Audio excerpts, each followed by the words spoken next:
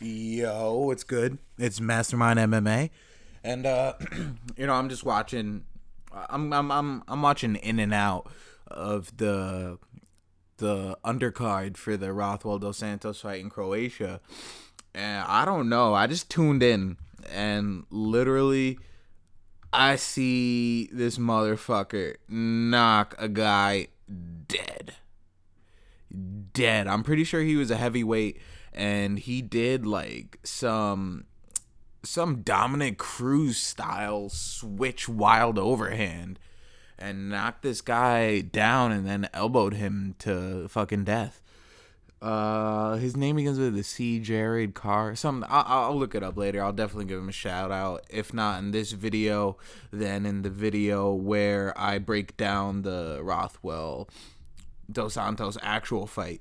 And I put up a video, if you didn't check it out, where I make my picks on the Rothwell Dos Santos fight. So you could check that out. It's the last video I uploaded. And this video, I'm going to be talking about the Dominator Dominick Cruz. This has nothing to do with his fight. This is more of a Dominick Cruz analyst thing.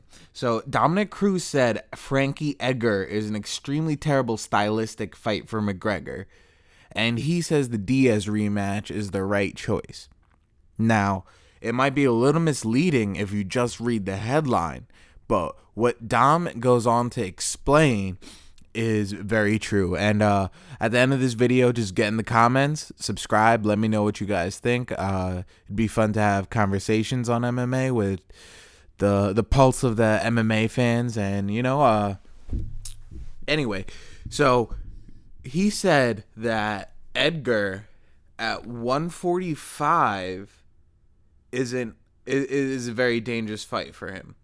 That's not verbatim what he said, but that's me kind of paraphrasing. He said, quote, Conor's going up to fight Diaz at 170 again, leaving the featherweight belt for Jose and Frankie to fight for.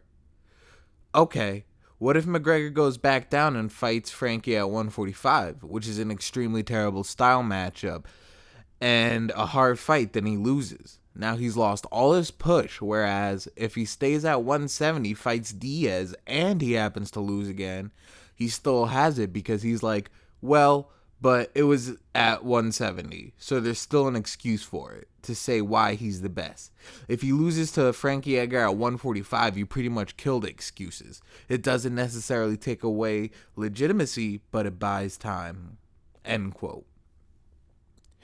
Dominick the Dominator Cruz, you hit that shit right. You hit the nail on the head. And Dominick has been a lot more vocal, a lot more open, a lot more intelligent, and quite frankly, just a lot more honest, man. Like, this is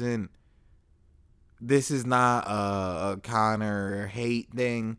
This is not a jealous fighter's comments, but just a realistic analysis. See, I have nothing to do with fucking Conor McGregor or his legacy or whatever, but this is the opinion I have on it. So, it lines right up with Dom. So for Dom to say it and for it to be out there, I think people are gonna wake up and shake off the quote-unquote Mystic Mac hysteria. Props to Conor, what he did. Props to him rising up the ranks, but it was more politics to it. He did perform in the cage, but if you look at any other fighter, man, they've definitely had much more. I'm just going to give this example. In July at 189, when Conor fought Chad, it was again a short notice fight. Chad was holding Conor down. Chad was arguably winning that fight. And at the last 30 seconds of the second round, Chad gets slept. He didn't get slept. He got knocked down, and then the Herb Dean stepped in. When Frankie Edgar fought Chad, he slept him in the first round. slept him.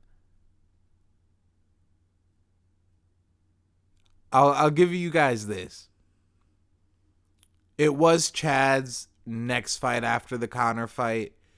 It was Chad Mendes not being smart and taking time off,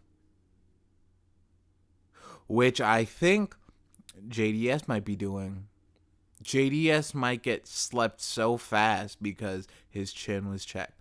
But that I talk about that in my last video. Go check that out, the Rothwell JDS breakdown and picks. And yeah, I just want to talk about it.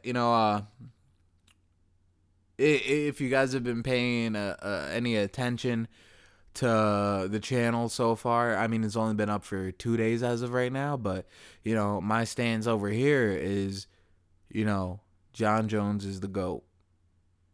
I'm a big Dominick Cruz fan. I'm a big Fabricio Verdum fan. I root a lot for the Jackson Wink guys. And DC is a paper champion. And Dominic, I don't want to see him lose, man. And because of exactly this, he's the only champion that's openly talking about the UFC. Conor did not openly talk about the UFC and the politics because he was favored in that realm. You either see people get that push and be quiet, or you see people disgruntled and speaking heavy out against it. But you never see a champion just commenting on the state realistically. So I appreciate that. I'm about to check out what's going on with this Rothwell Dos Santos card. I think the main card finally started. And yeah, I'll be posting that video as soon as the fight ends. So I'll talk to you guys later. You already know it's Mastermind MMA.